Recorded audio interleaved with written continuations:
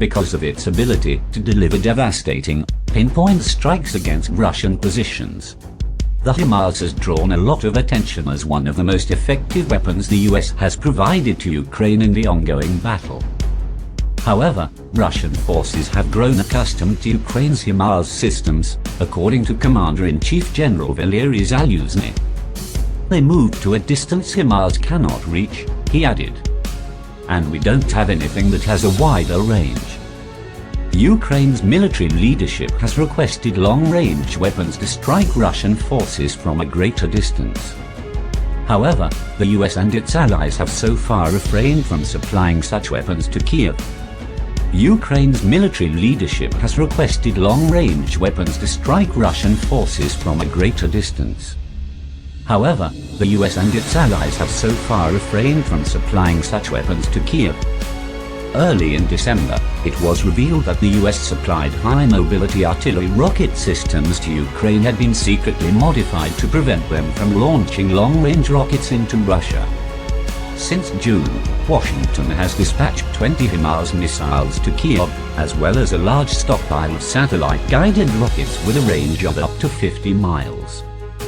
The modifications were made so that they could not be used to launch long-range missiles into Russia, which the Biden administration believes is necessary to reduce the possibility of a larger conflict with Moscow. Furthermore, the US has avoided sending Army tactical missile system rockets, a 186-mile range surface-to-surface missile. Washington does not want Ukraine to launch an attack inside Russia. They had not encouraged nor enabled the Ukrainians to attack the Russian mainland, according to Secretary of State Antony Blinken. Separately, a US military official told the New York Times that Washington is not ordering Kiev to don't hit the Russians. He stated that the US could not advise Kiev on what to do and that it was up to them to decide how to use their weapons. However, when they utilize the weaponry we provided, the only thing we insist on is that the Ukrainian military follow international laws of war and the Geneva Conventions. The US official continued. Zaluzny stated they had the resources to beat the enemy. To counter the expected Russian offensive, he projected that 300 tanks, 600-700 infantry combat vehicles, and 500 howitzers would be needed. The Russian new offensive. Ukrainian army officers projected that Russia would launch a new offensive early next year, possibly including a second attempt to capture Kiev. The Economist magazine quoted President Volodymyr Zelensky, General Valery Zaluzny, and General Alexander Syrskyi on December the 15th as predicting that Moscow's fresh onslaught might start as soon as January. According to officials, the attempt, which may include another ground offensive on Kiev, which Moscow failed to conquer early in the invasion, might be launched from the south, neighboring Belarus, or the eastern Donbas region. Zaluzny stated that the Russians are preparing to launch another assault on Kiev with an additional 200,000 troops.